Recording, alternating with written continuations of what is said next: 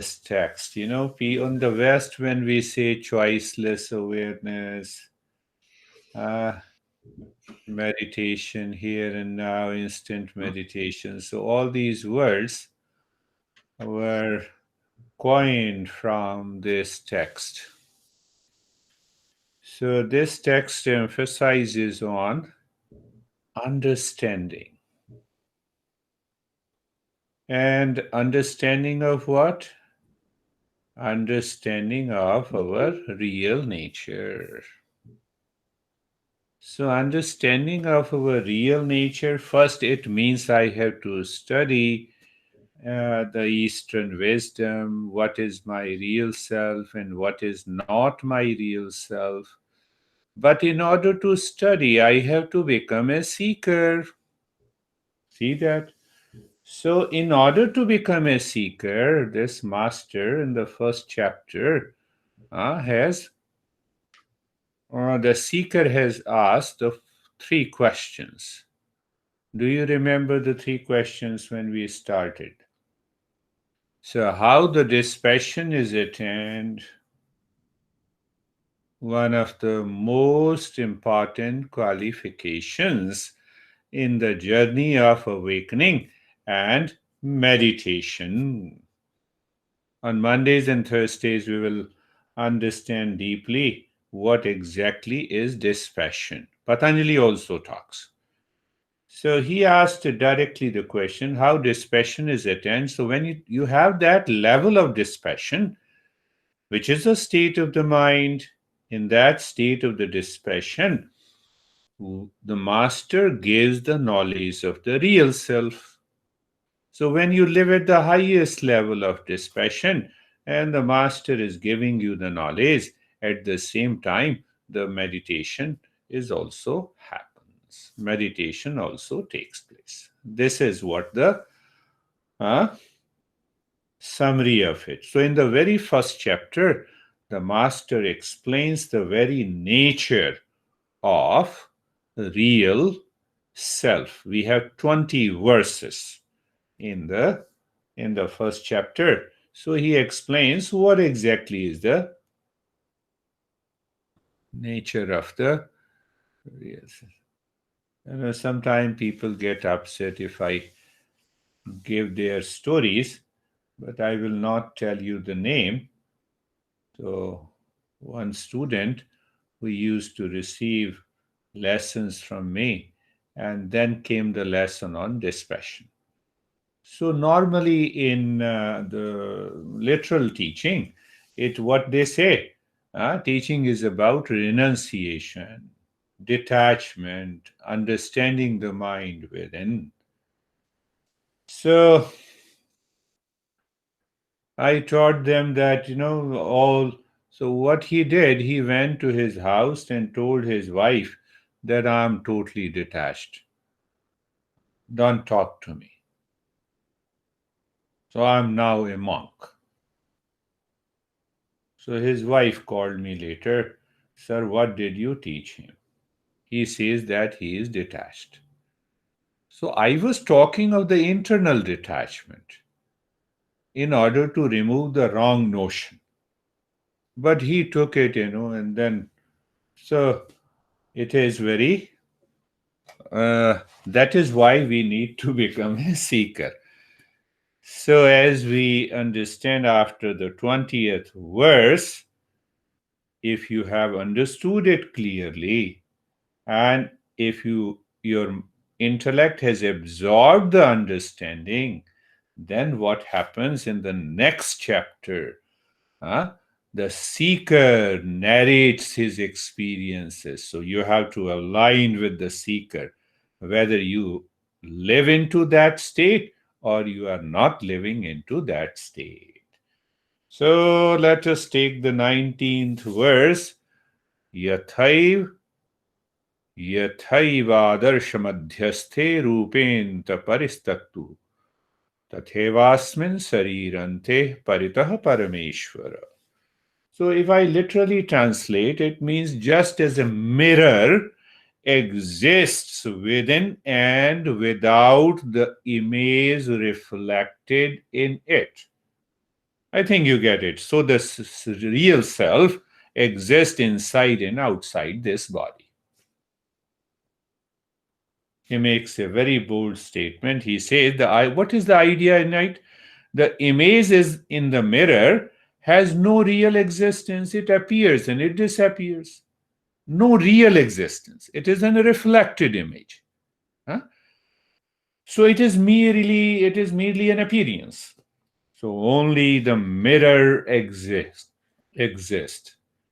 So he says, Tathaivasmin. Similarly, only the real self exists. Body, mind have no real existence.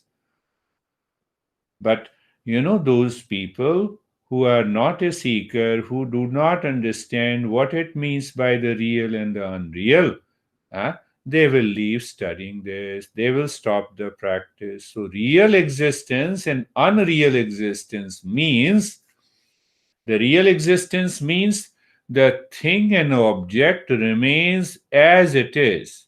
Their time does not influence, the space does not influence. But the body is influenced by the time, body is influenced by the shape. So that is what we are talking of the unreal and the real existence. So what he says, they have no real, it is only by being superimposed on the self that they appear to exist. Just as the reflection cannot affect the mirror, so the body, mind cannot affect, influence, dictate the self.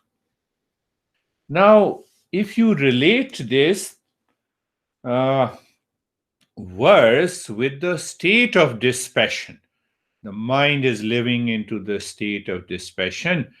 The moment sense organ perceives, mind experiences anything in the world outside, the intellect instantly, without thinking, separates the real from the unreal. In that state, meditation takes place. This is what the master says. So if we go back and if we pick up couple of the verses, so the master has given many practices. He said in the beginning, object outside is like a poison. Poison, huh?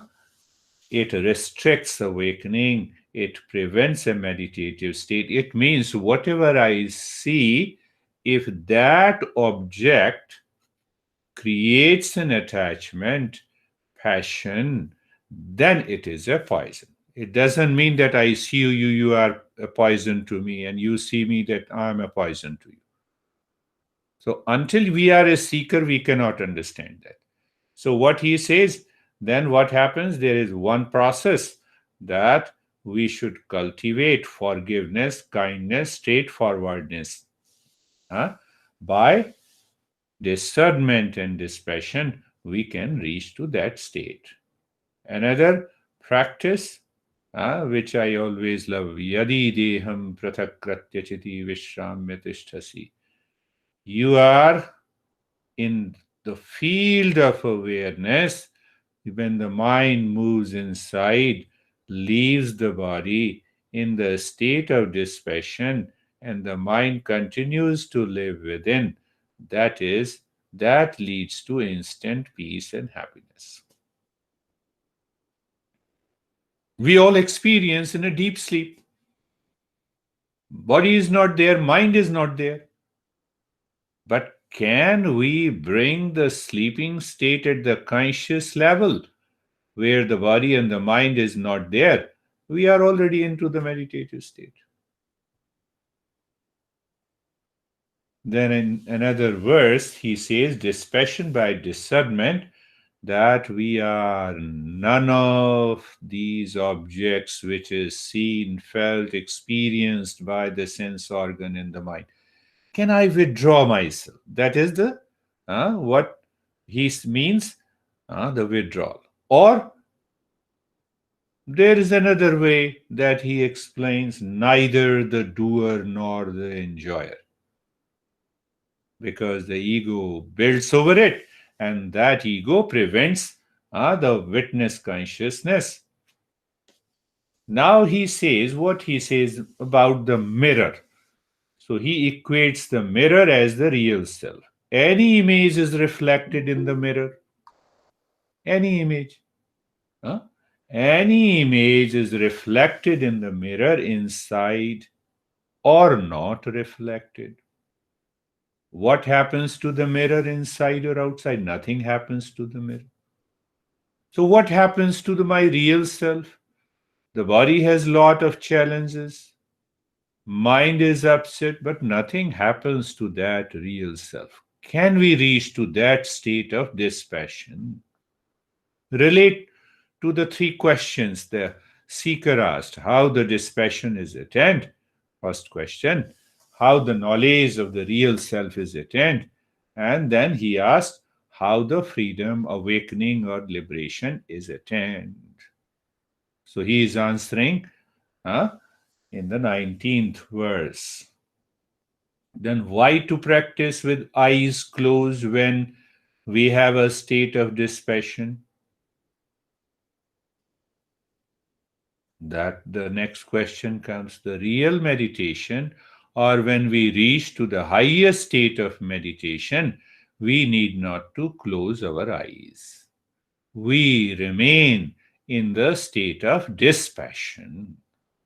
So, two things: dispassion and the knowledge of the real self is clear, and in that state, your eyes are open, and still you live into that state of meditation 24/7. Now, so how to understand it? Two famous examples are given. One famous example by all the masters. Pot. You take a pot, the space inside the pot and the space outside the pot. Do we have two spaces or only one space? The space inside this room and the space outside.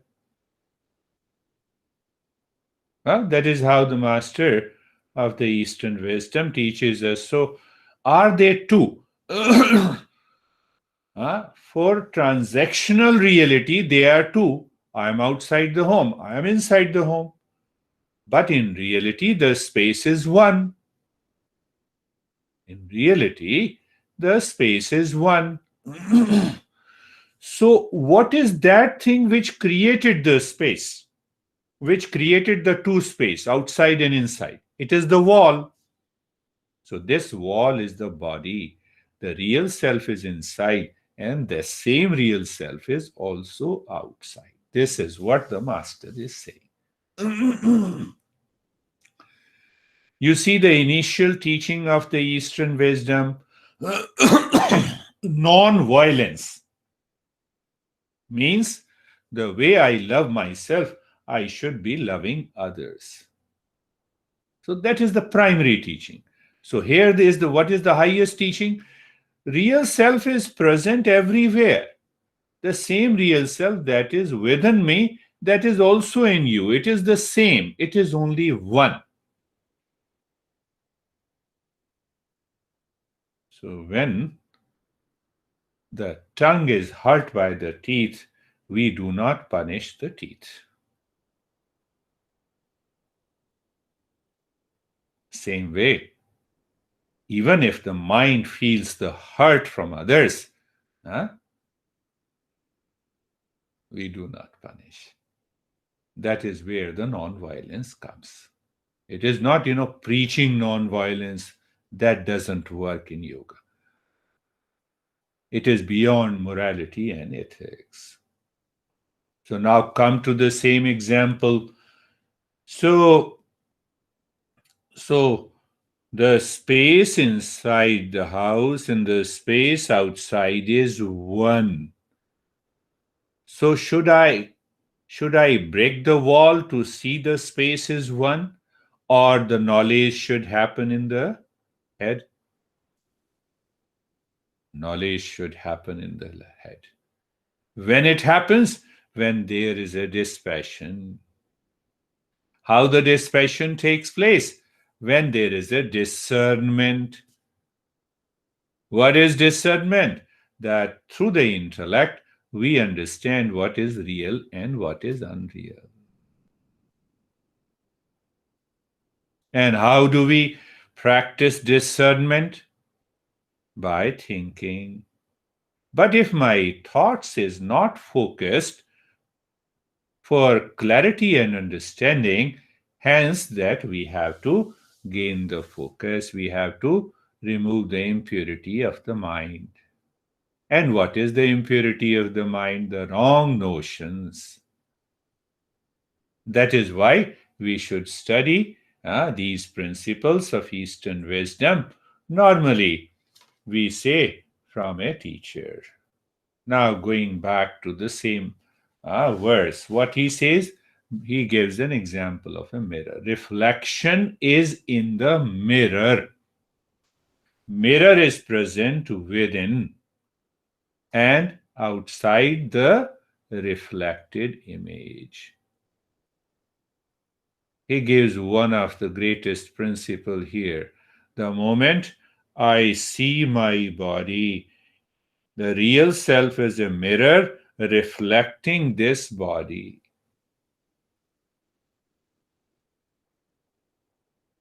As you stand before the mirror, you see your reflected image.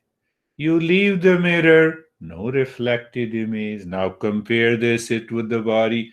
That real self, that pure consciousness, that choiceless awareness, call it a mirror. What it is reflecting, the moment you say, this is my body, body is reflecting in that. This is not you. The way you see the reflected image in the mirror is not you. The same way in the real self, this body is reflecting as an image. It is not you. It can only be achieved when we live at the highest state of dispassion.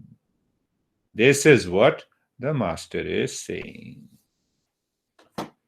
So, uh, so what he says, yathaiva यथैवादर्शमध्यस्ते रूपेऽन्तः परितस्तु तसः तथैवास्मिन् शरीरन्ते परितः परमेश्वरः.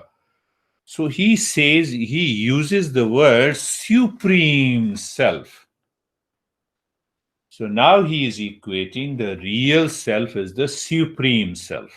He is using the word Parameshwaraha. Parameshwaraha. Yeah.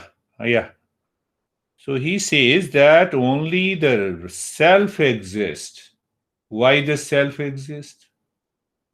What is the goal of meditation? I want to find out the ultimate reality. What is that ultimate reality? The real self. So then when he says the only the self exists, means what? It is all pervading. One pure consciousness that alone exists, body being superimposed on the self that they appear to exist. The last point, if you contemplate daily before going into meditation. In the entire, every master explains the reality or the things and objects of the world in three categories. They put it into three categories. Normally in the West, we put I into two categories. One category is the truth, the other is untruth. So when we say the truth, it is all pervading, it is ever present, it is not influenced by the time and the space and the causation. Like space cannot be divided, like consciousness cannot be broken. Now, see, when I say I do not exist, it is only through the consciousness I can say. I cannot deny consciousness. And I say I am conscious, I exist. We cannot deny consciousness. We cannot refute it. That is what the truth is all about. So then this our masters explain in between untruth. My master used to say, elephant is flying in the sky. It is untruth. Totally untruth. How can the elephant fly? But then in between the two, there comes the third, which we say as a false. But the right word is mithya. Mithya, how to define the mithya? That appears true, but it is not true. That appears true, but not true. How come? The water in the mirrors appears true, but it is not true. Because of the desire in the world, mind is running outside all the time, like I am chasing a mirage. I am chasing the water in the mirage. So when the mind is attached to these objects of the senses, the mind runs into the mithya, which appears true, but it is not true. So, what is the understanding of that? What appears true? In this week, if you contemplate, the moment any object enters into your mind, you start evaluating, reason it, what it means, what appears true, but it is not true. Simple understanding is that appears true means body appears true. I am the body for all practical purposes. But am I really the body? So the body appears true as if I am the body, but I am not. The blueness of the sky will continue to be seen to me, but still we are 100% clear the sky is not blue. We are 100% clear the wave is not the water, the storm is not the water, the essential nature of the water is different from the wave, the storm, and the flood and the ocean. Similarly, our we real self, that real self is different from what appears true in our daily life. Can I put the intellect to sit into that state? It can only be achieved by the dispassion. Dispassion is achieved by the discernment, and discernment, thought process by which we separate real from the unreal. But if we cannot do it because the mind interferes, then follow Patanjali Yoga. The highest yoga, directly go into meditation, but you cannot go into that. Then practice asana, pranayama, mantra, law, kundalini, etc., etc. So it becomes a long journey. So here he says it is a direct journey. So let us start our practice of meditation now based on this teaching today.